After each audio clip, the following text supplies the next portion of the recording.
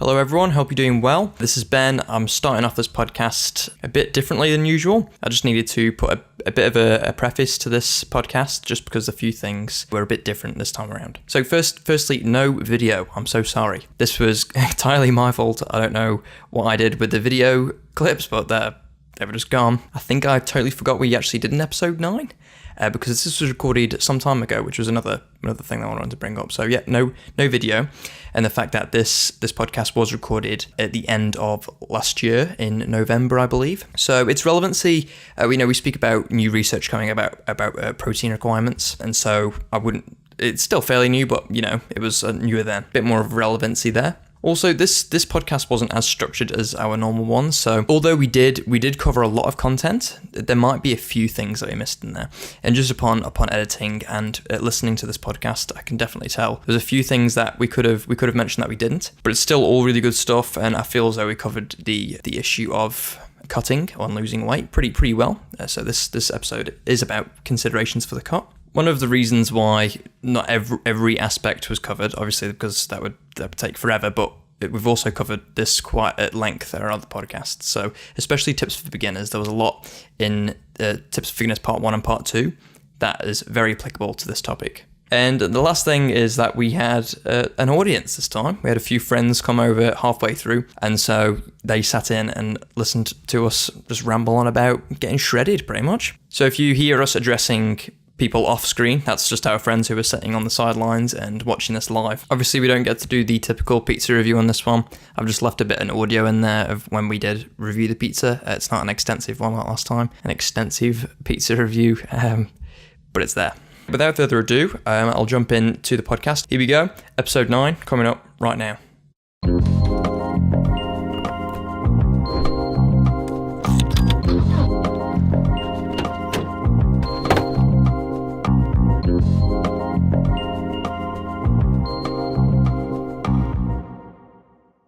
Welcome to episode 9 of Dreams, Memes. You remember this time? And Veggie Supremes. I remember this time. I am now a podcast professional. Yeah. Thank you. That's okay. I'll keep finishing your sentences for you. Right. Normally, because that was not a very long pause, really, though. But you still finished. No, it I know. Well, you looked into my eyes, and I could just tell you what. Got that connection now. Episode 9. It's like professionals. Yeah, it's like almost 9 hours of podcasting, pretty much. So, well, you know the drill. Toby Maguire, please do the honours, mate.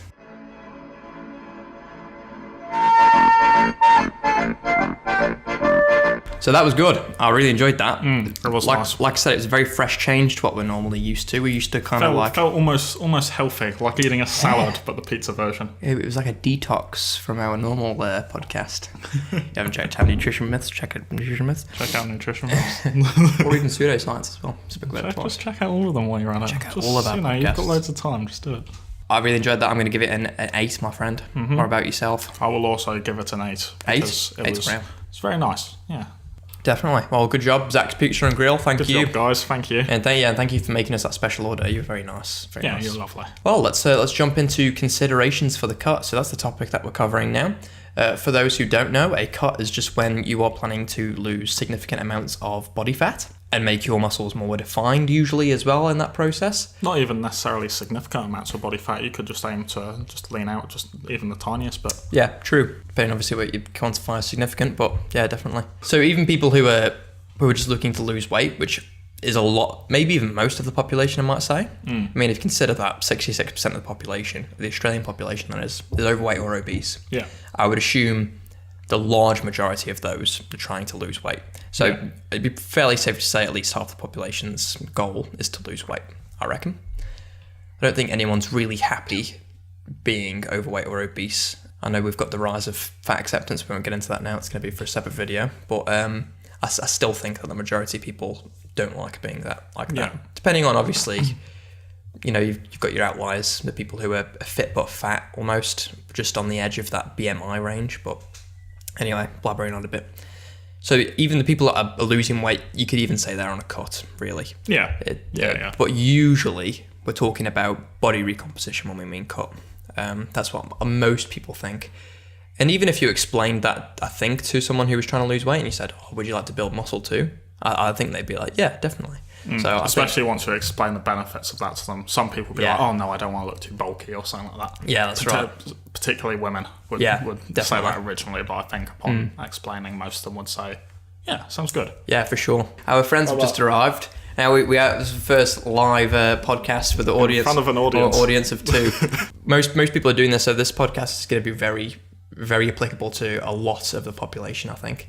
I think a lot of people are going to be interested in knowing these tips and tricks. So the 4 elements that we're going to go through in this podcast are, we're going to go through the mental game. That's really important because you need to know actually why you're doing a cut. You also need to know what you're doing with you fitness-wise, nutrition-wise, and also what you're doing, but other lifestyle factors as well. And there's just things like sleep and all the rest. We've also got 3 AMAs this time. The big man sitting over there did one as well, I think. Did you? Big man. Thank you for being here as well live for this.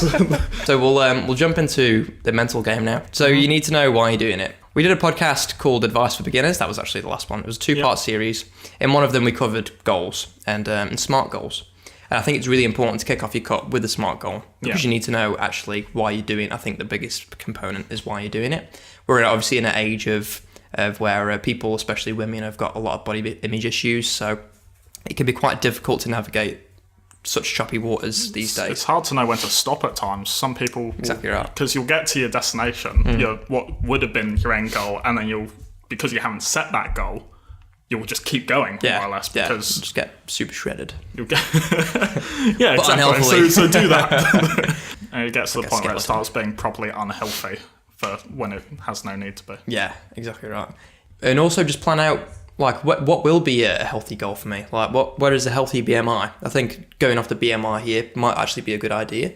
You knowing when the underweight range is or near about where in the normal range you are. If you're going into the underweight section, you're going too far, and you might need to just check yourself. You won't even have any muscle by then as well. If you're in the underweight range, and you almost definitely won't have any muscle whatsoever.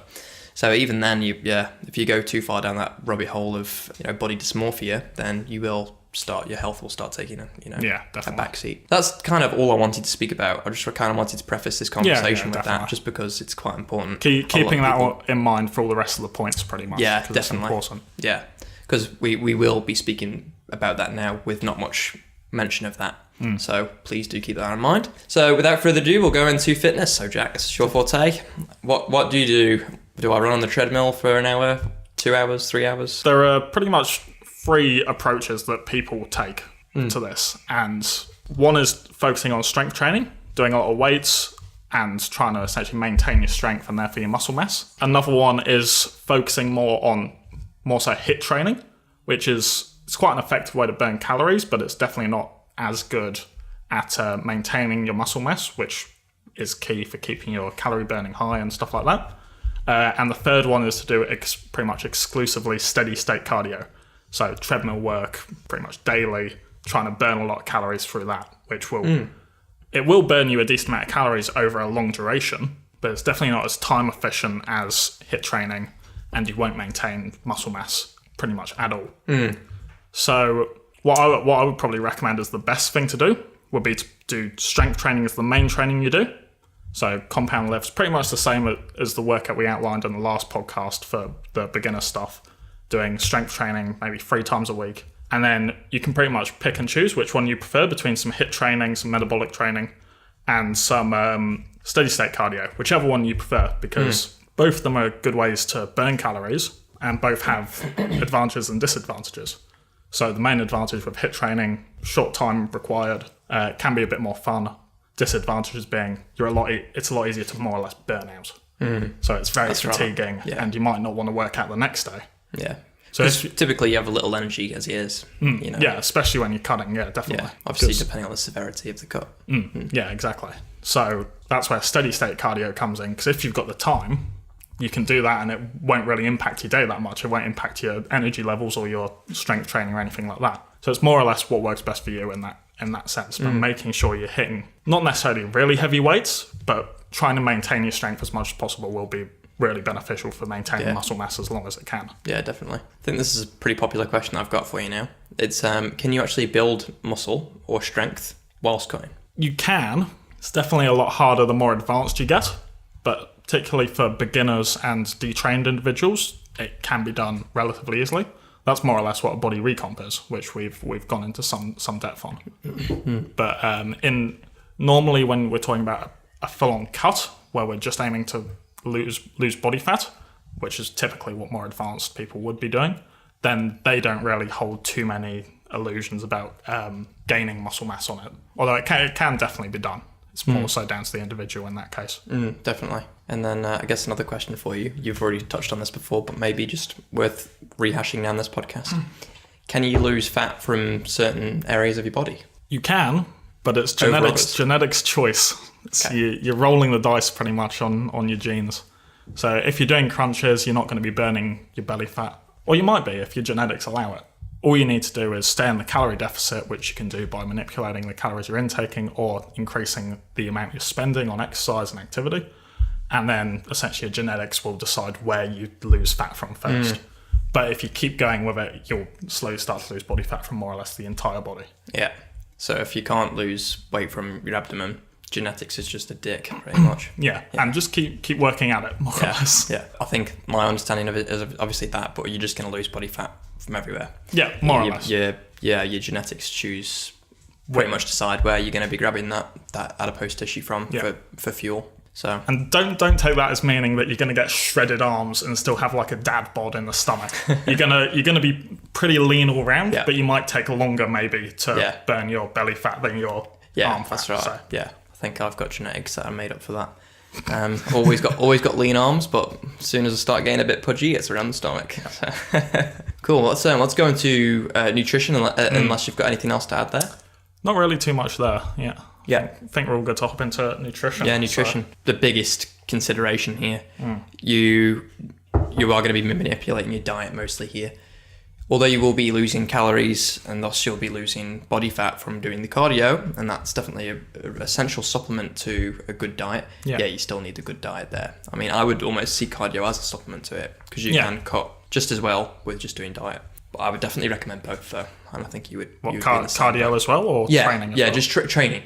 Oh, well, training if you're aiming to maintain muscle mass, 100%. Yeah, because 100% if you're just dieting, you won't maintain that muscle mass. Sorry, I meant just cardio. In the case of just cardio, I would view cardio as more so kind of a safety area. So if I do maybe go slightly over my calories, maybe I go 50 calories over, but I've done 100 calories of cardio, then I'm still in that good zone. Yeah, that's sweet zone. Yeah. So with nutrition, you're going to be wanting to eat in a calorie deficit. So all of the energy that you expend in a day, your energy expenditure, you're going to be wanting to expend more than you actually consume. You can calculate this by doing your BMR and doing your physical activity level. We've got some tutorials on how to do it on our page. So if you want to do that and check that out, then check out those posts. But yeah, you want to be eating a calorie deficit pretty much, and that's all that it comes down to. But the big consideration here is knowing how big you want that calorie deficit to be. You don't want it to be like a massive 600 calorie deficit. I was actually about to ask, what would you say is the best kind of range to go for? Yeah, well, it depends, like everything. It's the worst answer ever. But if you're an obese person, you're going to get away with doing a 600 calorie deficit. But if you're just trying to lean down and you're perhaps even in the normal BMI range, you're really not going to go any more than 250 calories. Really not more than 1,000 kilojoules. That's just the other measurement for it. But yeah, it depends on how big you are, really. It does, and how much body fat you actually have to use as energy. So it depends. But usually, rule of thumb with my clients personally, I normally take around 200 to 300 calories off first, and then we see how we go. And I think that was the best. That might be just a good general for most people who are maybe not obese, so anywhere from like high end of normal to overweight would be to just take maybe 300 calories off first, see how you respond, and then start going in maybe 100 calorie increments down. Yep. And then if you're obese, then you can start pretty high. You can start with like a 500 calorie deficit, I reckon, and then again, see how you are looking, see how the weight is traveling. Yep. That's another thing. It's hard to measure, and I think this is something that we should have mentioned in the mental, and it's the measurement. And we've spoke about how to measure this, but body fat percentage is going to be the best. And depending on how you do it, again, it's going to be controversial. But you've got your DEXA scan, which is way more accurate than most other methods. There's the one way you're in a float tank. What's that one called? Hydro something or other. Hydro something or other. We've researched for this one a lot. That one's also very accurate. I think it might even be more accurate than DEXA. I think it is in some cases, yeah. But yeah, there's loads of different body fat measurements you can use.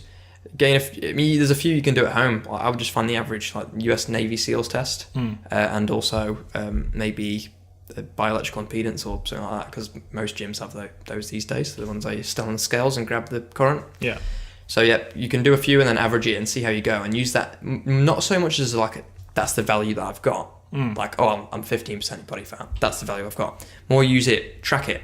Yeah. Because that's how you'll best use those tools. If that average is going down, so it's like, let's say it says you're 15% body fat, you might actually be 12% body fat. There's a lot of variation in those tests. They're not the most accurate thing. Yeah.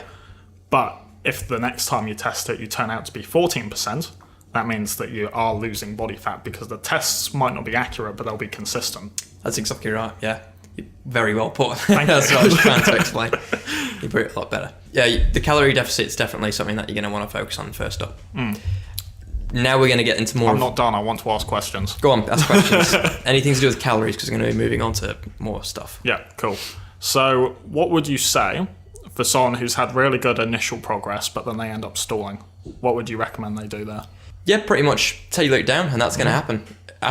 Usually I change my clients' calorie intakes, the ones that I advise them to have, after maybe 6 kilos weight loss. Yeah. Because that's when you actually have significant difference in your body weight and you actually need to change it. Yeah, again, it's dependent on who you are and what kind of energy range you fall into, depending on your age, your gender, whatever, your weight, obviously. So yeah, I will change it maybe every around 5 to 6 kilos, but it depends, like I said. But if you're stalling, simple as this, just take it down again. Just take it down by another 100 calories. And then if it's still, it's going to happen at one point, but there is obviously going to be a point where it's going to start being very hard for you to actually try and hit all your minerals and your vitamins as well. Yep. So you need to be wary of that too. And if you are going to start going down really low, that's when I'd probably start getting a professional involved. The dietitian or even a GP might be able to give you some advice around that. You might just be able to check your bloods and be like, look, whatever you're doing is not good. Yeah. So, usually, sorry, that's what I was just going to say. Usually, dietitian's the first point of call for that kind of stuff. But go on, sorry. I was going to say another good little tip that you can use is if you get to the point where you're actually struggling to hit your macronutrients and your minerals and your vitamins and all that stuff in the amount of calories you have, that's when cardio can actually really come in useful, because you can start doing if you have the time, obviously, you can start doing a set amount of cardio every day, which will then more or less push that cardio, that calorie requirement down, even though you're still eating the same. Yeah, that's really good. That's what most people, when they start getting to those really kind of quite difficult and low calorie amounts, that's what they'll typically start doing, is they'll start just increasing the cardio rather than lowering the calories anymore to the point that it can be dangerous. Yeah, that's when your cardio is going to come in and start being super important. Yeah. You're going to lose a bit of minerals doing cardio through the sweat, but nowhere near as much as you'd miss out on if you on a severe cut, trying to do it from diet alone at that point. I think that, that's a good way of pouring it. The lower you go, that's the more important that cardio is going to become. Yeah. Because you're going to start wanting to make sure you're not missing out on anything in your food. Yeah, just sorry, one more thing before we move on. I would probably say one of the easiest measurement tools to use, and what can be one of the most effective ones as well, is progress pictures. Because you can take one before you start, you can take one 3 weeks in, 6 weeks in, 9 weeks in, 12 weeks in, and see, you can actually track the progress from a visual standpoint rather than just looking at numbers, which might not be as accurate. Yeah. And it also helps you get over the disillusion that you're not making progress, which can be quite very common, actually. Yeah, and I think it might even be a good mechanism for you to stop. Actually, you go that, like we said before at the start of the podcast, you start going to that rabbit hole where you start getting really unhealthy levels. It might actually stop you from doing that, because you might look back and go, oh shit, I was actually looking good at this stage. And now, or I was like, now I might look like I've lost a decent amount of muscle or something like that. I might be looking quite gaunt. Yeah, that's true. So even for that, it's a good, what's the word I'm trying to think of? Useful. Yeah, just pretty much just a good safeguard. That's the word. It's a good safeguard against going down that path of letting the body dysmorphia take over. Yeah. Because, I mean, most people, I think they just need to be like, you don't actually look healthy anymore. Yeah. And then they just need to see us past photos, and that might just be the thing. It's just like, that's actually not good for me. But yeah, we kind of glazed over the measurement there before, just because we've covered this already. Like I said, we've covered it in the last podcast. So if you want to find out more about how to measure your progress and some more general advice around that, definitely check out that. Yeah. But just to continue with nutrition, we're pretty much going to go down from energy now into macronutrients. So your considerations for your macronutrients. So the main one here you need to focus on is quite simply protein. You don't really need to worry about your fat and your carbs too much, and I probably wouldn't, just because it just saves you a headache. Going on a cut already is going to be quite hard to adhere to. And as we know, and I've spoke about on previous podcasts, this is the most important aspect of any diet that you're going to be going on. And any diet change is adherence. It's the most important thing. So to make it as adherable as possible, to increase your adherence, I wouldn't even say just don't worry about your fat and your carbs, just worry about getting your protein in. Yeah. Obviously, just go off what you feel better on. If you feel better on more fat, go with more fat. If you feel better on more carbs, go with more carbs. Yeah. But your protein... As long as you're staying under the calories, obviously. Exactly right, yeah. So set your protein and use...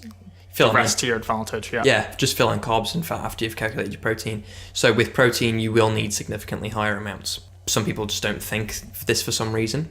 As you go lower, you're going to be using a more, dare I say, diverse set of fuels for your body.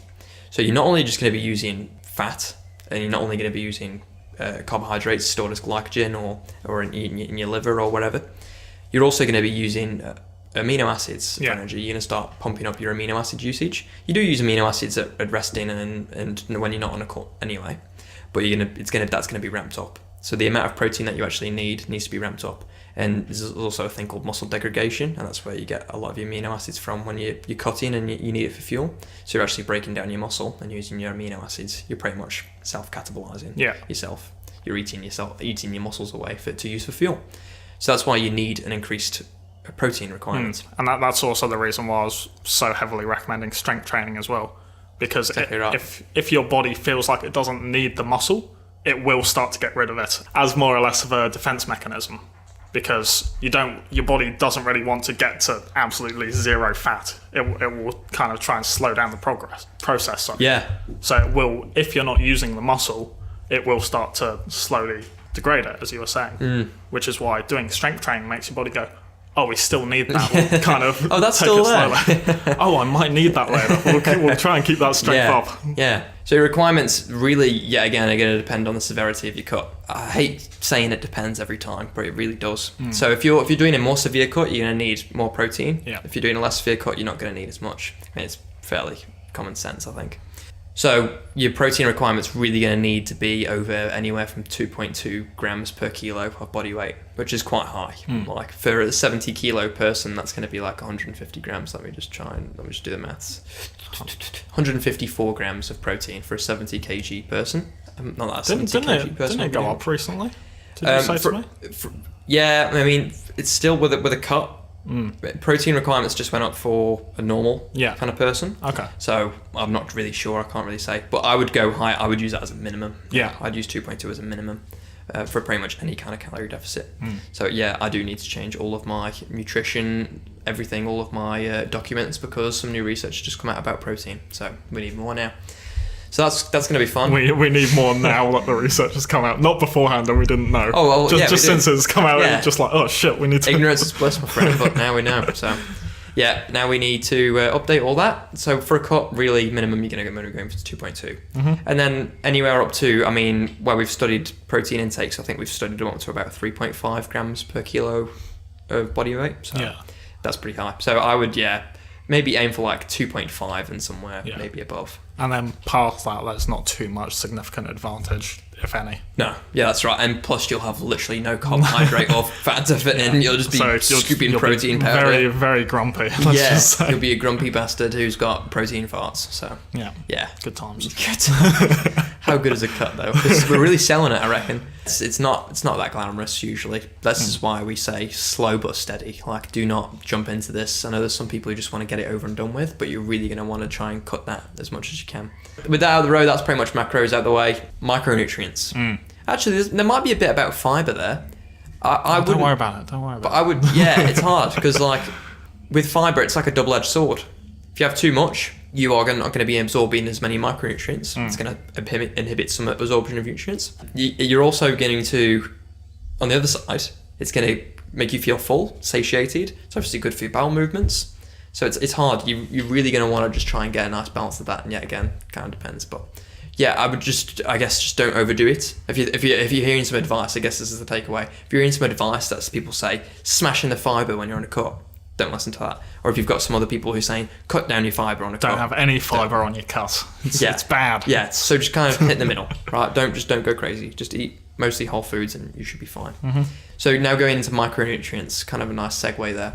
So mostly here what we're going to be speaking about is your blood minerals, and these are going to be really important. So mostly iron and mostly zinc, even calcium as well, calcium too. They're pretty much most of your minerals. You're going to really want to try and significantly increase those. You pretty much want to focus on nutrient dense foods, make them the heart of your diet, and even and emphasize this point on a cut, because you're pretty much going to want to get the most bang for your buck whilst on a cut. If you're filling it with foods that are just kind of depleted in nutrients, calorie dense and mineral poor. Yeah, that's exactly right. Which is like, I don't know, white bread, or any refined, even white rice. White rice is not going to be too good for you on a cut. You're probably going to want to try just simple changes, like swap that out for maybe brown rice. Maybe replace rice altogether and include some roast veggies in there instead as your main carbohydrate. Especially as you start depleting your calories more and more, you're going to start getting rid of those, at least making the serving sizes smaller and swapping out some of those main carb sources like pasta and rice and stuff like that. Yeah, exactly right. So you really... more veggies. Yeah, it's more veggies. You can almost think about, I think this is McGregor who came up with this. I can't remember the quote, Dr. McGregor. Conor McGregor. Doctor. Pretty much you just think like you've got an expenditure per day of what you can spend on food. And you've got like levels, that like a goal that you've got to reach. So you've pretty much just got to maximize as much as you can. Your bang for your buck, your bang for your nutritional buck almost. Mm-hmm. So every day you've got like an allowance that you need to fill with the most, nutritionally superior foods that you can. And so on a cut, that's just so much more important. You really need to try and pack it all in. Because obviously with the reduced intake, you've got less opportunity to try and actually hit your micronutrients and your vitamins and your minerals and all the rest. So is that all done for nutrition? That's mostly done for nutrition. I'm just trying to quickly think. I reckon we're pretty good there. Mm-hmm. So final main points. Final main points. I think we can lifestyle effects more or less. Yeah, I mean, I can't really say much more here other than make sure you're getting enough sleep. Mm-hmm. Pretty much the normal guidelines. Make sure you're getting enough sleep. Make sure you're having enough time on self-care. And not obsessing over, just looking after your mental state pretty much. Because you can get obsessive over food very easily. That's right. And that's one of the things that can happen with sleep, is you can either find you're sleeping really well because you're eating less, so you're feeling less, you've got less energy, so you're finding you're sleeping more. Or you can find that you're staying up late at night thinking about food.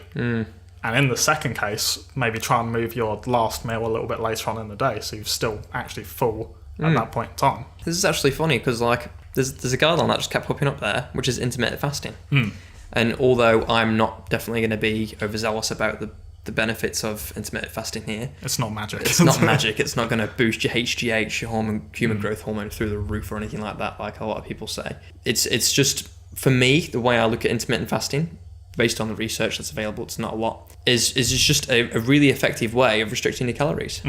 A lot of people, there's a lot of anecdotal reports saying that they feel better as well, so maybe try that out and see if you can testify to those. But yeah, it's pretty much just restricting your eating period to an 8-hour window, no matter when, so 12 to 8, maybe 10 to 6, anything you want, and just try and restrict your eating to that period. And it's just a good way of trying to reduce your calorie intake. Yeah, and that actually might be effective, especially for that. When I did a big cut a couple of years back, I found myself in the latter camp, unfortunately, who was staying up at night struggling to sleep because I was really hungry. So I ended up doing intermittent fasting, and I was doing 2 p.m. until 10 p.m. because I was finding I wasn't at all hungry in the morning, so if I had a big meal at night. So I usually got home pretty late back then. So when I got in, I could have a big meal at about 9 p.m. and then I'd just feel full all night, wake up, not have any hunger issues. Such a good hack, isn't it? Just be fine until pretty much 2. Yeah, it's a sick nutrition hack, that is. Because you just you're tailoring your intermittent fasting to your needs pretty much, and then you're making your cut work for you, and that's the main thing that you need to do. So yeah, maybe you give intermittent fasting a go. We're not saying because of any benefits that it's going to give you, like some crazy miracle powers, but just might be just effective way. yeah, might just be a good way of just adhering to the diet. Mm-hmm. So yeah, I can't think of any more lifestyle factors unless you want to maybe touch on some. Just making sure that you don't overly obsess, because that can be a big risk factor. Like dieting and stuff like that can very easily lead to eating disorders in people with that mindset. If you start, I don't know, cutting a leaf of spinach in half because it's 2 grams instead of 1, and you only need 52 grams to get to your calorie. Doing that, man. Oh. Well, that's what it can get to sometimes, and that's when it can get quite unhealthy, especially when you don't set yourself kind of like a bottom point that your calories can go to. You just keep dropping it until you're looking skeletal and feel like you're still fat. That's right. Yeah, I think we've emphasised it 3 times now, but it really is worth emphasising because we are treading now on ground that we've got benefits that can come from this, but a lot of the time it can just be for vanity reasons. And if you're doing it for vanity reasons, I feel as though you're going to be more likely to get into that trap too. Yeah. If you're doing this more for like a bodybuilding show or a competition, that's when you can start slipping into this. Yeah. But I think for someone who is overweight or obese and just trying to lose weight, I think it's less in that case it's less. If you're, say, in the normal weight range, you want to tone up, that's another time when it can get quite bad if you have that mindset. Thank you, Lewis, for that suggestion. He's just suggested we touch on certain lifestyle factors, and that's being mindful of the process and seeing it in a positive light rather than a negative light. And I think this goes back to something that we speak about quite a lot, and that's really manifesting your reality in the most positive way you can, because really a lot of what your reality is down to is just perception. So here's a really good one from Sam Harris, right? Our boy Sam Harris. Don't nod, you love him too. If muscle pain that you got in exercising was as a result of some disease, you would have a massive negative connotation to that. But when you're in your gym and you've got that muscle pain, like the burning of the breakdown products of your ATP in your muscles and they're working, you apply a positive mindset to that almost. Yeah. You think, oh yeah, this is doing me some good. So maybe think of that muscle pain, maybe try and transpose that onto cutting. Think like, look at all this colourful, beautiful food I'm having, look at all these nutrients I'm getting. This is going to fuel my body, and this is going to make this experience as enjoyable as possible. Yeah. I'm not sure if you've got anything to add there. Just pretty much an even closer thing to the Sam Harris example would be, I'm a little bit hungry and I've still got an hour until dinner. I could get that chocolate bar, but think about how much I'll kind of thank myself once I do get to dinner and haven't cheated. Exactly right. And then almost, instead of rewarding yourself in the sensory way, reward yourself more mentally. Just be like, give yourself a pat and be, kind of mindful of that experience that you've just had. And I think that's going to instill discipline. We've got an AMA about discipline, so we won't go over that. And that's a good segue, mate, into AMAs. So let's get into AMAs, or Ask Us Anything, as we like to call it. How fast is too fast for a cut? Yeah, that's from one of our long-term clients, Evan. Shout out to Evan. We kind of touched on that. Depends on the individual. Yeah, it depends on the individual. But if you are in the obese range or the overweight range, then you can put your foot on the accelerator a bit more. If you're in the normal range, or perhaps just in that overweight range just a tiny bit, then you really want to go as slow as you can, really. Take it down by, like I said, like 200 calories, play around with that, and then really just monitor your process and take it. A 10-week slow cut will be better than a 4-week fast cut in regards to muscle mass that you still have, and so on and so forth. We've not even mentioned that. The fact that if the slower you go, the more muscle mass you will retain. Obviously, given that you keep everything consistent, and so on. Yeah, you'll retain everything. So actually, if you, in the long run, you're actually going to be better off. Yeah, it does. Yeah. It just takes that little bit more patience rather than just wanting to get to your destination as quick as you can. Yeah, exactly right. Which can be hard at times, but it's one of those. It's why planning it out can be so effective, because you can go, rather than going, I want to lose 10 kilos in 4 weeks, you can go, at the end of this 10 weeks, I'll have lost 10 kilos.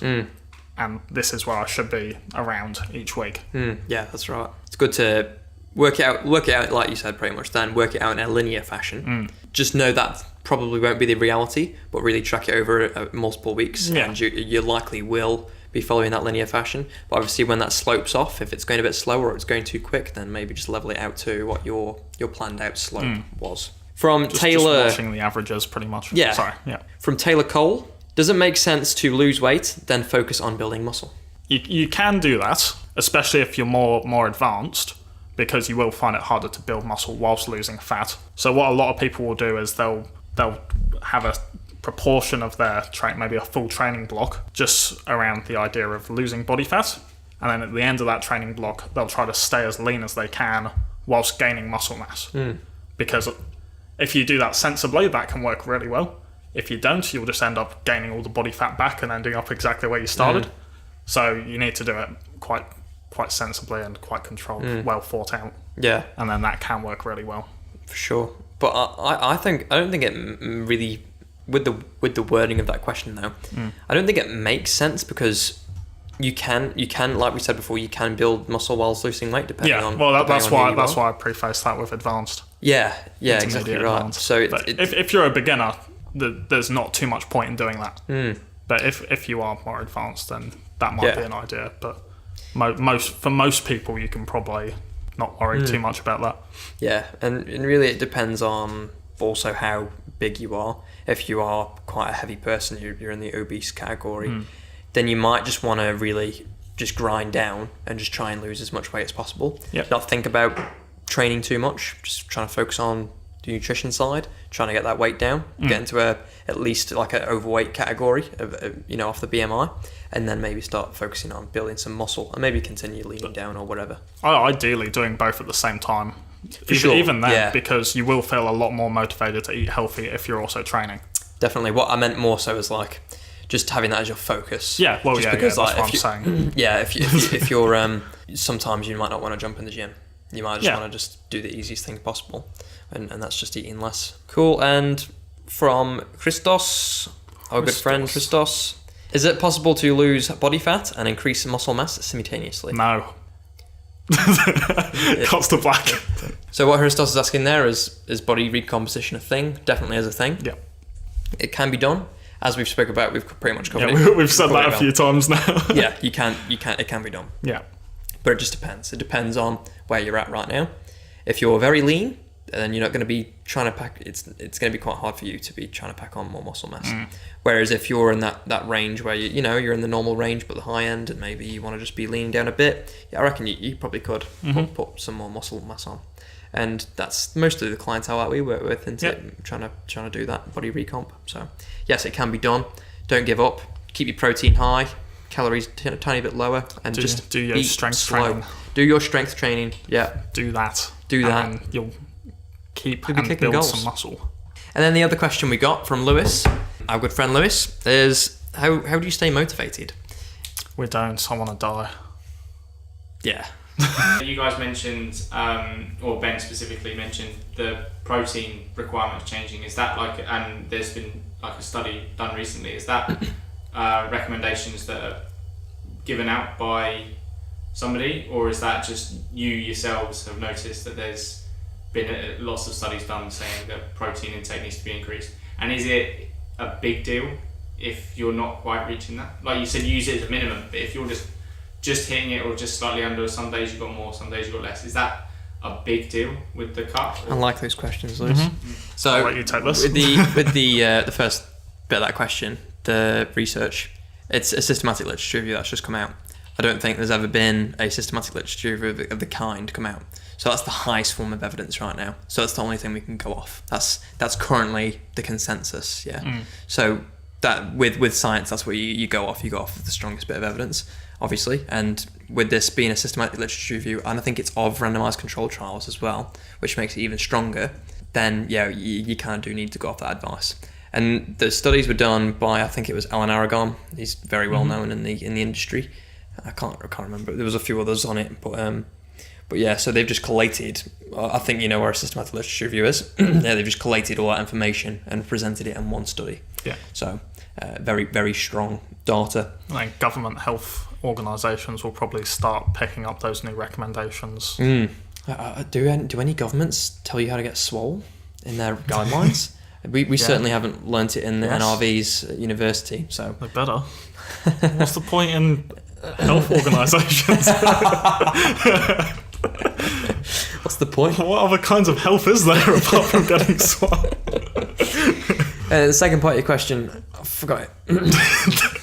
What was the second part? It because What happens if people go slightly below? Oh, okay. do you have to be so like almost dogmatic about it? Of I have to hit that. Obviously, it's good to hit the goals that you're setting or somebody else is setting for you. But is it like a big deal if you don't? But obviously, just Yeah, I'd avoid using the word dogmatic there, but I know what you mean. Depends on how far you are under. But if you're around there, like if you're going above and below and above and below, so you're doing that 50% of the time, and then the 50% that you're going to be under is going to be a tiny bit of a detriment to your goal, pretty much. If you just try and follow the science as best as you can, then yeah, you're going to do a good job. But it can just be the difference between adding 10 grams protein powder more in your shake or something like that. You can really just kind of find a way around it, something that works for you. I mean, that TVP stuff, right? You can just chuck. If you're making a stir fry with some tofu or whatever, let's just say you make a stir fry with some tofu, you calculated the macros to be 40 grams, right? Just say then that makes you like 10 or 15 grams under where you should be. You can literally just throw in like 30 grams of that TVP stuff into the wok, and then you're sorted. Yeah. So I guess trying to make it like just find some simple things that are going to try and get you into that zone. But yeah, I probably would just try and stick to it, because that little bit you want under, yet again, you could really be on the bad end of that binomial distribution. So you could be on, like, you know what a binomial distribution is? So yeah, you've got like 50% in the middle with the mean. You could be right on the end and really need more protein. And if you're going slightly under that recommendation, then you're really going to be shooting yourself in the foot. Whereas you could be on the other side of that binomial distribution and be doing really well, and you can do maybe only 75% of the protein that's actually recommended in there. But the simple thing is, you just don't know. So just try and stick with the guideline. Cover all your bases. Yeah. Does that make sense? Yep. Yeah. Okay. Sweet. Yeah, I'm pretty sure that's a wrap. How to motivate yourself. Yeah, we spoke a bit about that with the lifestyle factors, but really you answered your own question. That was really the question, wasn't it? So you pretty much answered your own question. Just be mindful of the process and really celebrate your wins. Celebrate those wins you have. Try to stay disciplined. Make it a habit more than anything. Yeah, it's discipline over motivation. That's the biggest thing, I think. Make it as easy for yourself as possible. Have all, like, maybe meal prep, stuff like that, so you don't end up grabbing a chocolate bar instead of something that you've already made that fits your macros really well. Yeah, meal prepping is a real good strategy. Making it as easy for yourself as possible, so you don't go, this is too hard, I'm gonna stop. Yeah, that's right. Another good podcast would be strategies for the cut, because there's more considerations for the cut. So a lot of this is conceptual. A lot of this is the framework in which you'd build the strategies off of. So I think if we did a podcast in the future about strategies, that's a really good one. And I think, yeah, we can definitely include some of it. We should do strategies for the dirty bulk, and it's just exclusively the pizza part. Yeah, pizza, a lot of the fries, all the rest. Yeah. Well, I think that wraps it up, mate. I reckon. Yeah, thank you to our lovely audience. Can you please clap? Special what the hell? We're thanking them. We're thanking them. Come on, we're humble. Can you clap now? Yeah, thank you for tuning in to episode 9 of Dreams, Beans, Veggie Supremes. Thanks, guys. And we will catch you in the next one. Episode 10. Episode 10. We don't know what it's about yet. Yep. Don't ask us. Bye.